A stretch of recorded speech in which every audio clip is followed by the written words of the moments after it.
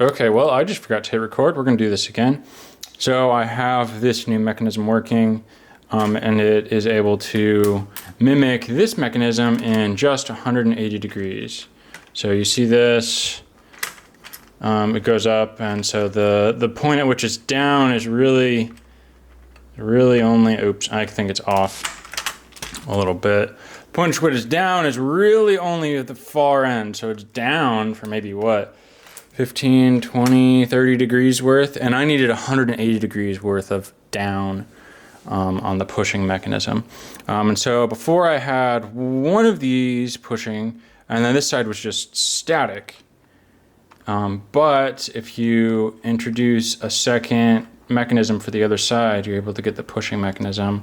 And this thing still goes almost completely vertical.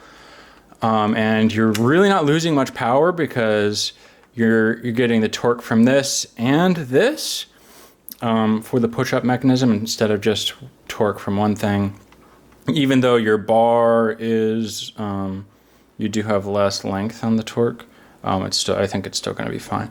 I haven't technically tested it on that, but the really big thing I needed to get was this thing to be compact enough. And I can, if I need to like add a rubber band pulling in here to like make it go up higher and stuff. So how is this actually when 180 degrees? So you see there's like kind of, it's not going up during this, all this dead time back here.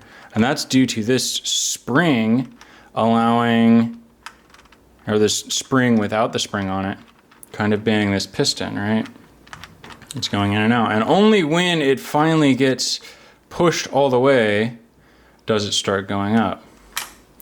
So if you look at the mechanism, so it starts activating, and this is actually lower than it's going to be. The roof is about right here. So it's at about almost top dead center here, but just a little bit less when we can consider the roof or the bar open.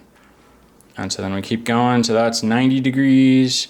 And then 180 degrees is about right here, which means that the pushing mechanism is down again. And then it's dead and not activated for another, almost 180 degrees. It's not quite exact. Maybe it's 190. But as I mentioned in Discord, this mechanism over here is open for around 220. So that leaves me about 20 degrees of freedom, where this is going to have extra time to fall on the rubber bands, and so some things could go wrong. So just so that little update saying that, yay, it's doing the thing, and I'm going to be working the rest of the day on getting them integrated together, making sure this opens to the right spots, making this more compact. That's not going to be too difficult. But yeah, a lot of thinking went into this, and really like a lot of time thinking like, okay, how can I, with the same linear distance, increase my radial uptime and all that stuff. But the answer ended up being a second thing spinning to give me more back and forth without increasing the height or increasing the need for more length here. And there's really no way to mimic this with normal pieces to my knowledge. Anyway, I'm rambling now. Thanks for watching. Bye.